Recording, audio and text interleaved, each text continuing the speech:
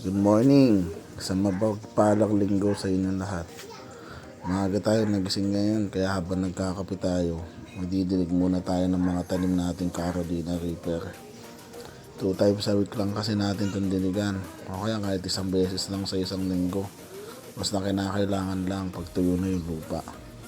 Hindi naman kasi ang matakaw sa tubig eh. Tingnan nyo naman ang taba-taba na nila.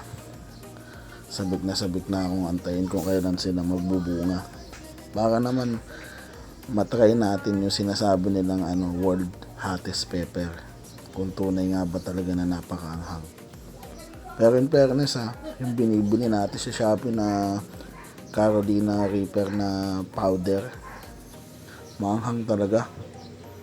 Talagang parang mangangat yung mga anit-anit mo sa sobrang anghang.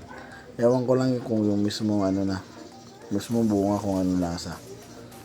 Pagka namunga ng marami to, gagawa tayo ulit ng chili garlic natin, chili garlic oil. Tetestingin natin sa siomai kung masarap ba kahit sobrang anghang. O siya, samahan niyo muna ako magdilig-dilig.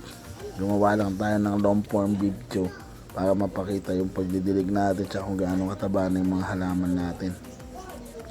Nga pala, lagi yung binabati ng mga kapitbahay namin. Ang tataba daw ng mga pananim ko.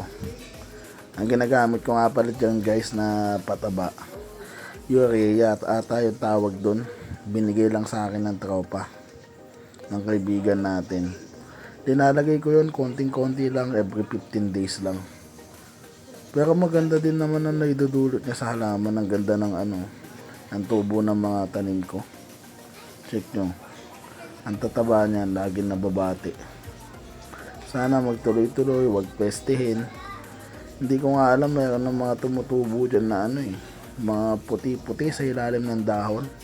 Apid sata ang tawag doon.